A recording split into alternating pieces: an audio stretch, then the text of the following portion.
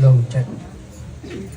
Ayan, sige po, tayo po muna yumukot manalangin. Heavenly Father, salamat Panginoon sa araw na ito.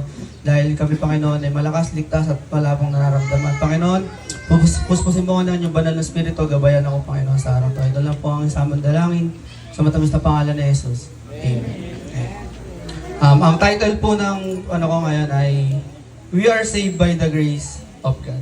Ang text po ay Efeso chapter 2 verse 9 to 8. Sapagkat dahil sa kagandahang loob ng Diyos, kayo ay naligtas sa pamamagitan ng pananampalataya. At ito'y kaloob ng Diyos, hindi mula sa inyong sarili. Hindi ito bunga ng inyong mga gawa, kaya't walang may pagmamalaki ang sino man. Sabi po dito, tayo po ay naligtas ng dahil sa biyaya ng Diyos.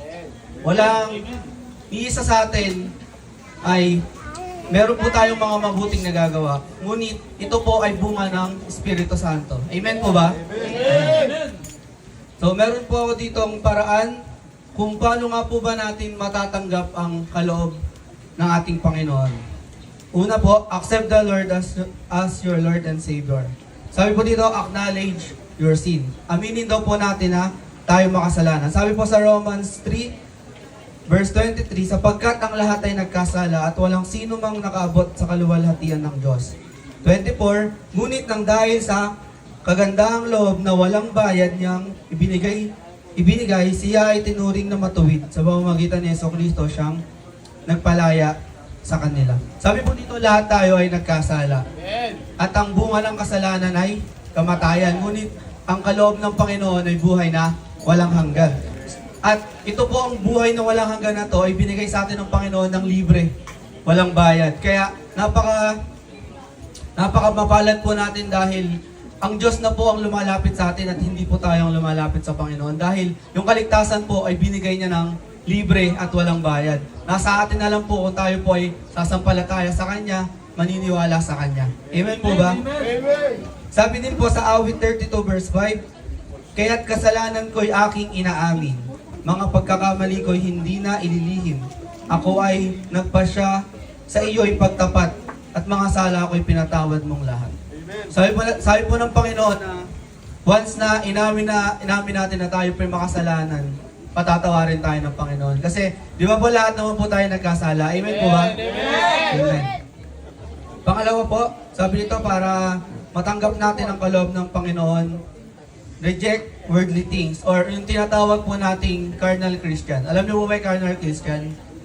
Amen? Yung carnal Christian po, siya po yung Christian pero nasa makamundong bagay pa rin po yung mga ginagawa niya. Hindi po siya lumalakad sa espiritu at katotohanan. Sabi po sa Romans 12,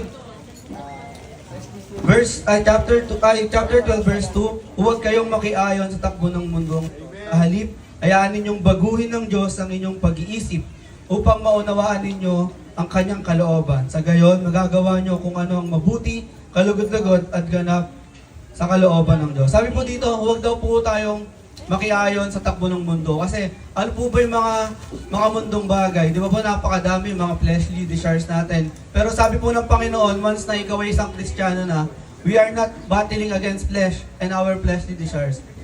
Tayo po ay nakikipaglaban na sa spiritual battle. Kaya panatilihin po nating mas malakas yung ating spirito para po makayang-kaya natin labanan yung mga mundong bagay. Amen po? Amen! And bilang panghuli ko pong point, sabi dito, surrender your life to Jesus. Surrender your heart to God.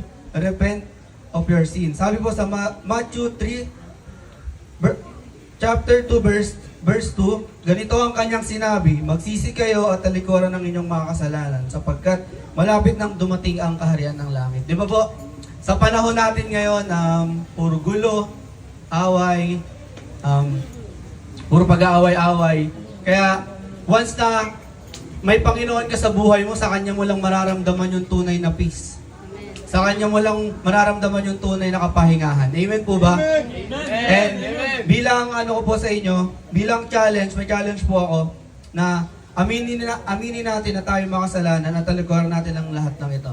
Amen po ba? Amen. So, tayo po manalangin. Heavenly Father, salamat Panginoon sa umagang ito at salamat Panginoon sa mga salitang namutawi sa aking bibig na nagmula sa inyo. Panginoon, purihin ka, dakilain ka, in Jesus' mighty name we pray.